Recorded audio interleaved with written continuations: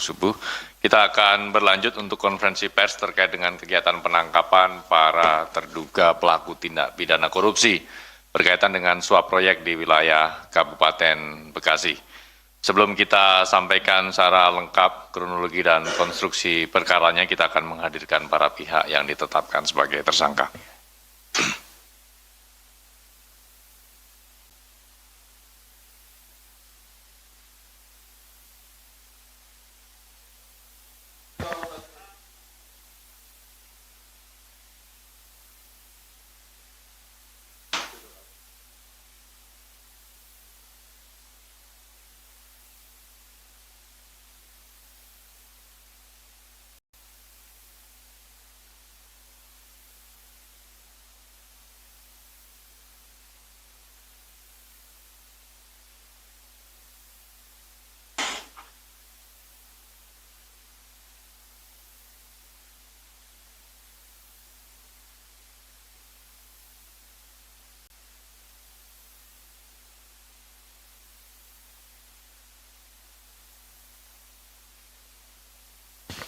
Baik, cukup teman-teman. Silakan bisa kembali ke tempat.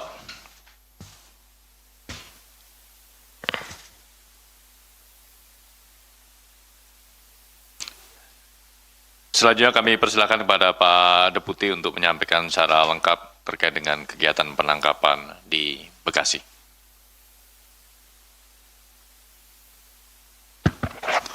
Baik, terima kasih Mas Jubir. Bismillahirrahmanirrahim. Assalamualaikum warahmatullahi wabarakatuh. Waalaikumsalam. Selamat pagi dan salam sejahtera bagi kita sekalian. Yang saya hormati Mas Jubir, yang saya hormati, saya cintai dan saya banggakan rekan-rekan jurnalis yang membersamai kami dari sejak kemarin, tadi malam berikutnya, dan sampai pagi hari ini.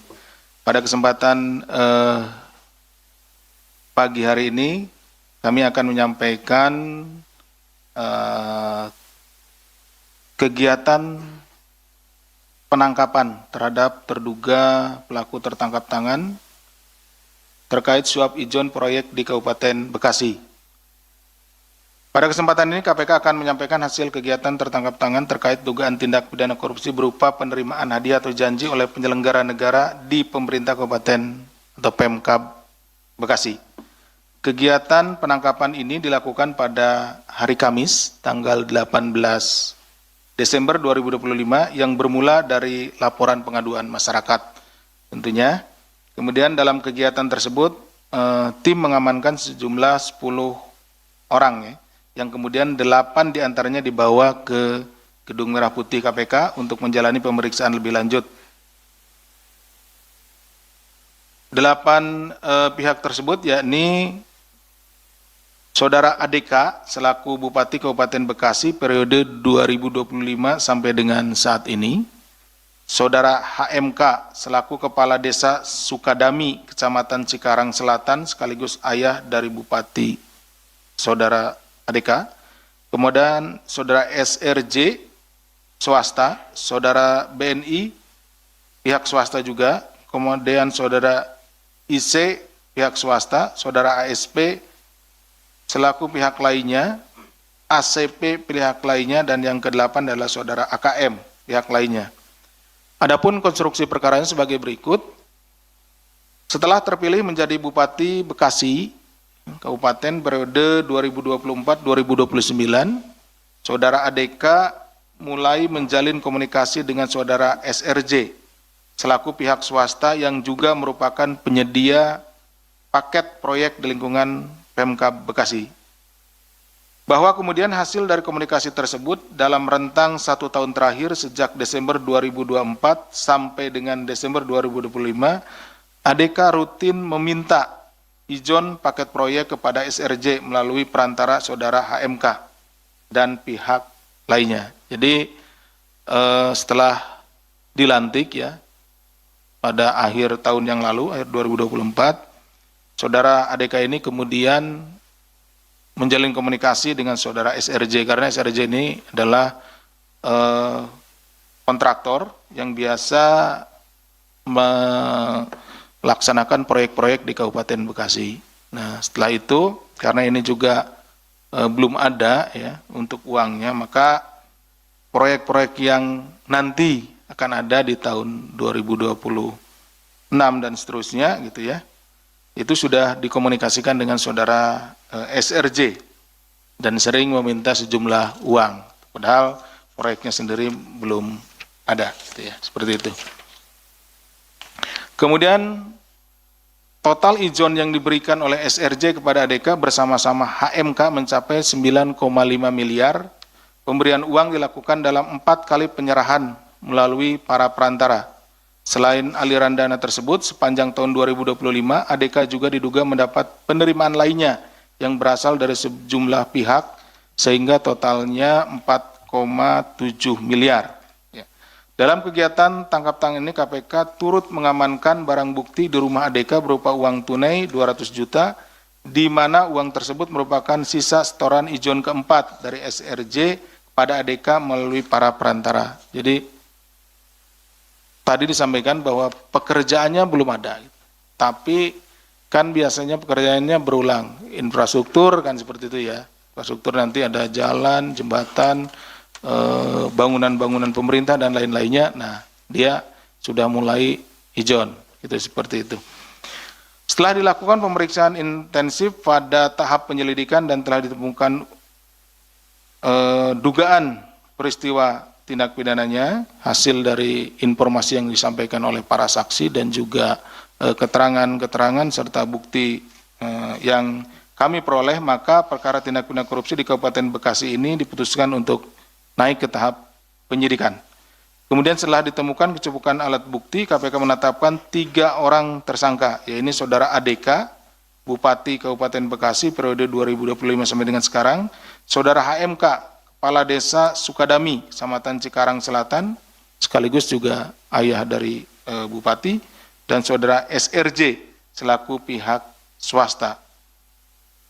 KPK selanjutnya melakukan penahanan terhadap para tersangka untuk 20 hari pertama sejak tanggal 20 Desember 2025 sampai dengan 8 Januari 2026.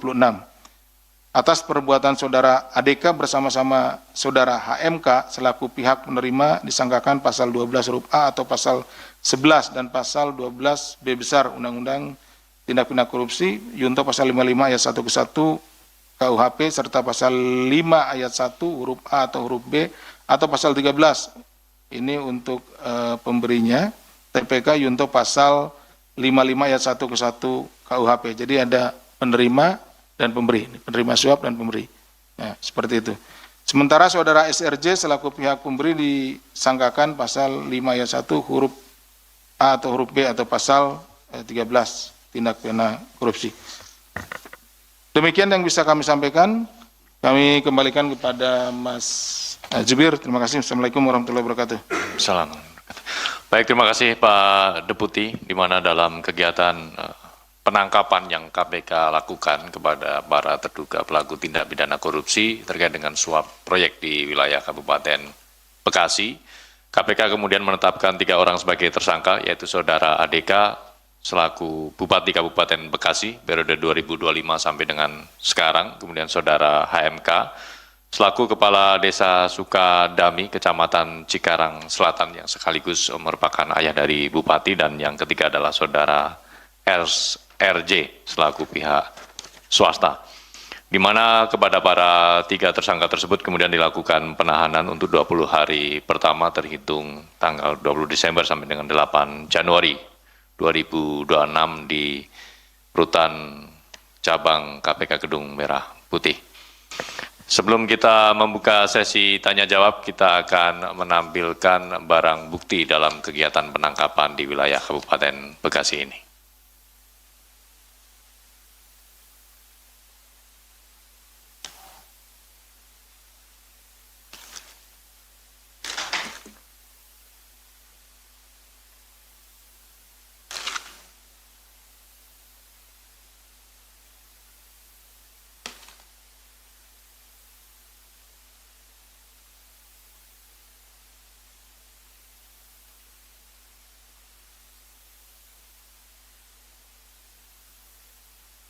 Adapun barang bukti ini senilai 200 juta rupiah yang diamankan di rumah saudara ADK yang merupakan sebagian dari atau sisa setoran ijon proyek yang keempat dari saudara SRJ selaku pihak swasta kepada Bupati.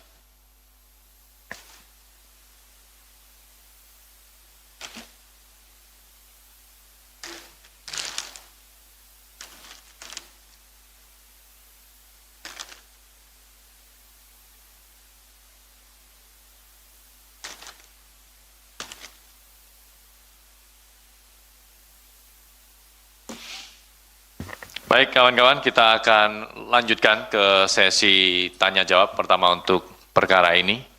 Satu Mas Mario, Mas Jaki, dua dulu, silakan Mas Mario. Ya, terima kasih kesempatan waktunya Pak Deputi Pak Juwir. Ya, hanya saya ingin memastikan seputar OTT Bekasi ini, itu kan sudah sejak awal OTT itu sudah ramai. Bahwa OTT ini juga turut melibat atau diduga menjerat Kajari Bekasi. Nah, dalam kronologis itu sama sekali tidak ada bunyinya. Bahkan peristiwa atau pengembangan informasinya sudah bahkan yang bersangkutan ES ini, inisial Kajari ini diduga bahkan sempat lari atau ya ini memperjelas ya lari atau dilarikan misalkan ke Gedung Bundar. Ini kan jadi agak-agak sumir ini kan yang nantinya kelamaan nggak diungkap ini jadi bau anyir soal yang negatif gitu loh. Apakah bisa dijelaskan apakah benar ini melibatkan Kajari Bekasi berinisial ES yang kemudian juga apakah benar lari dan minta perlindungan ke Gedung Bundar, dan kemudian dari beberapa pertanyaan juga dari teman-teman jurnalis kan sekelas Kajari rumahnya di Pondok Indah ini kan luar biasa. Eselon berapa sih Kajari gitu bisa beli puluhan miliar rumah yang berada di Pondok Indah. Ini kan menjadi pertanyaan-pertanyaan yang memang mungkin ada kaitannya dengan dugaan tindak pidana korupsi. Kalau di tracing itu kan nggak mungkin lah gajinya cukup untuk beli rumah di Pondok Indah.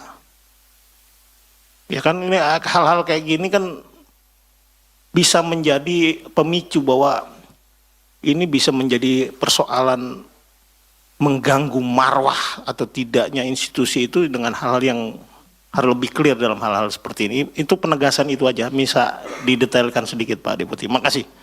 Baik, terima kasih Mas Mario. Mas Jaki berikutnya. Ya Pak Budi, Pak Asep izin, saya Jaki dari Radar Bekasi, Jawa Pos Pak. Pak izin saya mau tanya terkait peran orang tua Bupati ini dalam OTT KPK kasus ini, perannya sebagai apa ya Pak? Dia sebagai apa dalam kasus suap tersebut? Kemudian yang kedua, pihak swasta ini mungkin bisa dijelaskan dari mana asalnya Pak? Dari Bekasi atau mungkin dari Jakarta atau dari mana? Kemudian yang ketiga tuh Pak, terkait modus operandi yang katanya ada 3 kantor dinas di sana Kabupaten Bekasi disegel tuh Pak. Namun pejabatnya bersangkutan tidak terjaring OTT ini. Apakah akan ada potensi dikaitkan juga dalam di kasus suap ini? Seperti itu Pak. Mas, nambahin satu ya, aja. Silakan, Mas Mario. Ya ini menarik tadi yang disampaikan kawan dari Radar tadi itu soal peran dari Bapak dari Sang Bupati itu tidak disebutkan. Padahal kita tahu dia merupakan kepala desa dari Sukadami ya. Dan informasi yang beredar bahwa dia yang menguasai semua wilayah di perindustrian Cikarang. Nah ini menarik nih. Nah hal-hal kayak gini apakah KPK akan mendalami atau bahkan sudah ada interseksinya kasus ini dengan peran sang ayah. Karena ini beliau ini legend. Beliau ini legend dan punya nama besar di Bekasi. Artinya pengaruhnya saja bisa laku dijual. Nah apalagi anaknya sudah menjadi pucuk pimpinan di Bekasi. Nah sama sekali tidak disebutkan dalam konstruksi perkara peran beliau ini. Kira-kira bisa disampaikan sedikit apa peran Haji Kunang ini dalam kasus ijon proyek gitu. Makasih. Terima kasih Mas Mario sekaligus memberikan informasi yang sangat lengkap. Ada lagi mungkin supaya 3 cukup. Baik Pak Deputi, monggo Pak. Baik, terima kasih Mas Jubir, terima kasih Mas Mario dan Mas Jaki. Salam kenal Mas Jaki. Jauh-jauh dari Bekasi. Dari kemarin kayaknya ya. Dari Bekasi Pak. Oh iya, betul, dari Bekasi, bukan dari kemarin. Nah, gitu. Kayaknya habis habis sholat subuh langsung ini moncer. Mas Mario, terkait dengan beberapa pihak yang yang berkembang di informasinya, keterlibatan beberapa pihak ini tentunya turut kami bahas di dalam expose, ya. Tapi yang ditetapkan naik ke penyidikan adalah tentunya para terduga yang memang sudah memenuhi kecukupan alat buktinya, gitu ya. Jadi semua pihak yang terlibat dibahas seperti itu. Nah, yang ditetapkan hari ini adalah yang sudah memenuhi kecukupan alat buktinya. Jadi yang tadi kita sampaikan ada berapa ya? 3 orang ya, saudara ADK, HMK, dan saudara SRJ. Nah, seperti itu. Jadi yang sudah memenuhi kecukupan alat bukti 3 orang tersebut. Salah satunya adalah HMK. Ini yang menjadi pertanyaan berikutnya ya dari Mas Mario. HMK itu apa perannya? Dan juga dari Mas Jaki ya. HMK itu perannya itu sebagai perantara. Jadi ketika SRJ ini ya diminta, nah HMK juga minta gitu. Minta kadang-kadang tanpa pengetahuan dari ADK, HMK itu minta sendiri gitu. Minta sendiri, bahkan tidak hanya ke SRJ. Tadi kan ada pertanyaan dari Mas Jaki juga ya. Ada yang beberapa disegel itu. Ya minta ke SKPD itu. Gitu. Jadi beliau jabatannya memang kepala desa. Tapi yang bersangkutan itu adalah orang tua atau bapaknya dari bupati. Gitu. Ya. Jadi seperti itu perannya. Jadi kadang meminta sendiri, kadang juga menjadi perantara orang yang akan memberikan kepada ADK itu melalui saudara HMK gitu, seperti itu. Nah, itu yang informasi yang berhasil kami peroleh dari keterangan para saksi maupun tersangka, dalam ini saudara SRJ, yang menyatakan seperti itu, pergerakan uangnya gitu. Jadi HMK sendiri ya mungkin karena orang melihat bahwa yang bersangkutan ada hubungan keluarga gitu kan ya. Jadi bisa melalui HMK gitu. Orang juga pendekatan melalui HMK gitu, seperti itu. Itu ya Mas Jaki. Kemudian terkait dengan peran orang tua sudah, pihak swasta dari mana? Pihak swasta di sini itu kebanyakan dari Bekasi ya. Seperti yang saudara RSJ, sejauh ini informasinya yang kami terima adalah dari Bekasi sendiri. Tentunya ada beberapa pihak, karena kalau penyedia barang maupun juga pelaksana proyek itu kan bisa dari kota-kota sekitarnya. Apalagi Bekasi kan berbatasan dengan Jakarta. Tuh, bisa dari Jakarta datangnya, kemudian bisa dari Karawang gitu kan, seperti itu. Nah, lintas. Gitu. Demikian mungkin Mas Jubir. Baik, terima kasih Pak Deputi yang telah menjelaskan secara lengkap pertanyaan dari Mas Mario dan Mas Jaki dari Bekasi, Radar Bekasi, Jawa Pos. Dari tadi? Oh, dari tadi? Iya. Dari tadi. Baik, terima kasih Pak. Selanjutnya Mas Ade, ada lagi? Mas Ade dulu. Oke, silakan Mas Ade dari Tempo. Selamat pagi Pak Asep, Mas Budi. Mau penegasan aja Pak, kan rumah Kajari Bekasi ini sudah disegel ya sama KPK ya. Ada 2 titik kalau menurut informasi yang kami terima. itu akan diapakan sama KPK? Apakah akan ada proses penyelidikan terhadap yang bersangkutan atau seperti apa gitu? Sama tadi melanjutkan juga yang pertanyaan rekan tadi yang soal kepala dinas yang belum terjawab Pak, itu disegel, itu kan artinya ada upaya dari KPK. Nah itu seperti apa gitu statusnya dari kepala-kepala dinas ini? Ada dua ya, dua kepala dinas. Terima kasih. Baik, terima kasih Mas Ade yang dari Tempo dan dari kemarin, Mas Ade ya. Baru hari ini, oke. Ada lagi, teman-teman? Sebenarnya sudah mewakili semua pertanyaan kawan-kawan, Pak Deputi. Terkait Kayaknya dengan sudah apa namanya ngantuk sama kayak gitu juga. Baik, dari Mas Ade, dari Gang Potlot pasti. Oh betul, kakaknya di sana. Ya, Mas Ade, terkait informasi yang sudah beredar ya, rumah Kajari itu disegel, itu akan diapakan, termasuk juga tiga SKPD ya, tadi disampaikan Mas Jaki ya.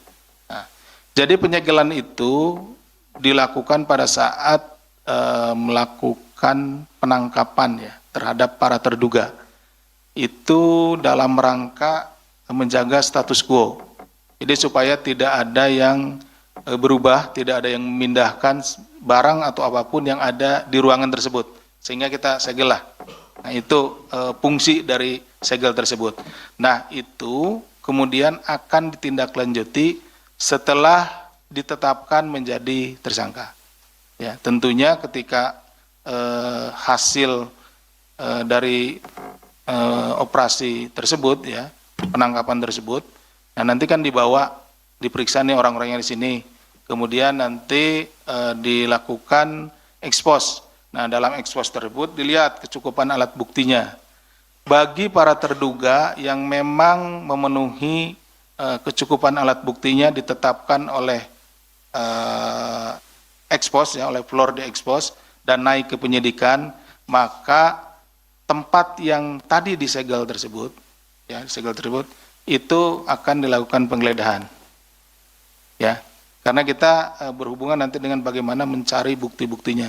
Tetapi bagi pihak-pihak yang dibawa ke sini ataupun tidak dibawa ke sini, gitu ya, atau belum dibawa ke sini dan diduga ya, awalnya diduga ya, pelaku tindak pidana korupsi, tapi kemudian kecukupan alat buktinya tidak mencukupi, ya, tidak mencukupi alat buktinya, artinya tidak bisa ditetapkan atau belum bisa ditetapkan sebagai tersangka karena kekurangan alat buktinya, maka terhadap propertinya yang disegel tentunya kita akan buka.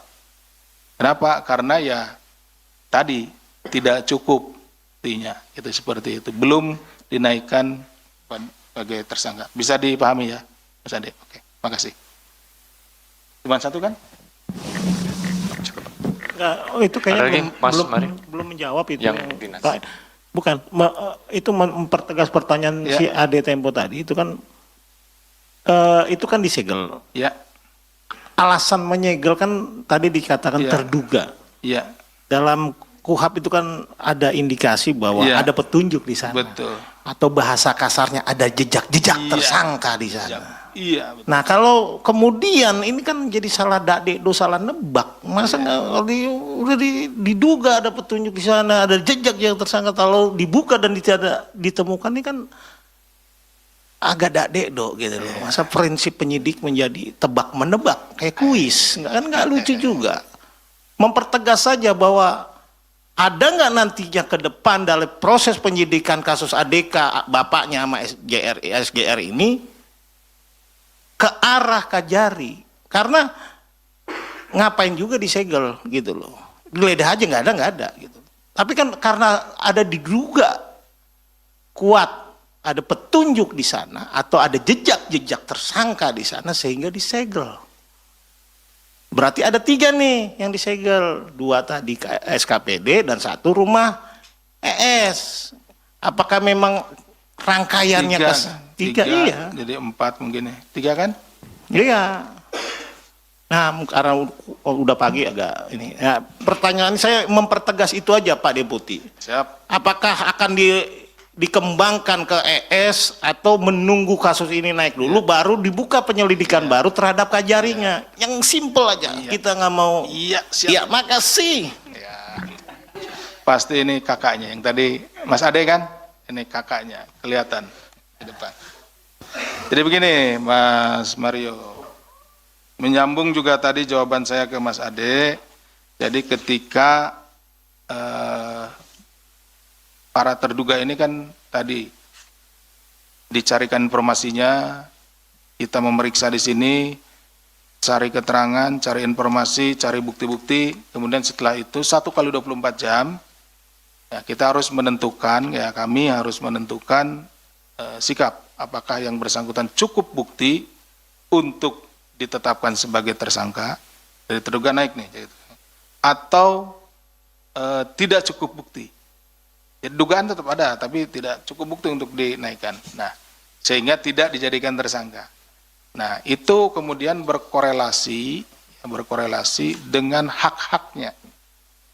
Nah, kalau yang bersangkutan itu ditetapkan sebagai tersangka berdasarkan kecukupan alat bukti, maka ada kewenangan yang diberikan oleh undang-undang kepada penyidik untuk melakukan upaya paksa berikutnya. Apa? Yaitu penggeledahan, penyitaan, dan seterusnya. Panggilan, penahanan, dan seterusnya.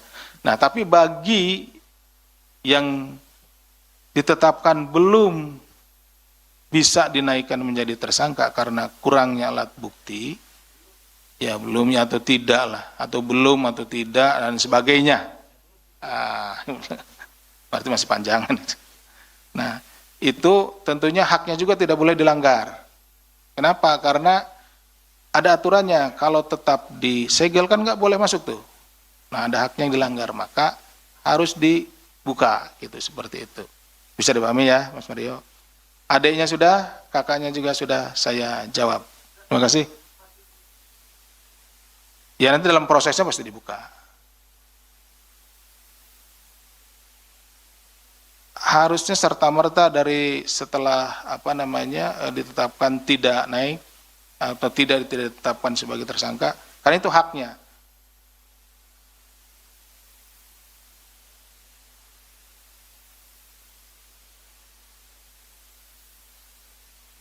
Ya belum dong. Kenapa? Karena kalau harta kekayaan seseorang itu bisa saja dari waris atau hal lain yang sumber-sumber yang sah gitu. Ya bisa. Gitu Mas Budi.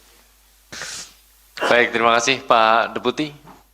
Mas Ade, Mas Zaki, Mas Mario semuanya sudah lengkap Selesai ya? terjawab ya. Iya. Selesai. Mari.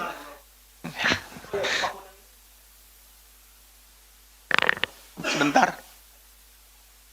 Tergantung ngobrolnya, kalau ngobrolnya lama terima. Baik, kita tutup. Terima kasih Pak Deputi, terima kasih teman-teman media. Tak terasa semangat yang luar biasa dari kawan-kawan jurnalis. Kita bertemu bersama sampai dengan Sabtu pagi ini.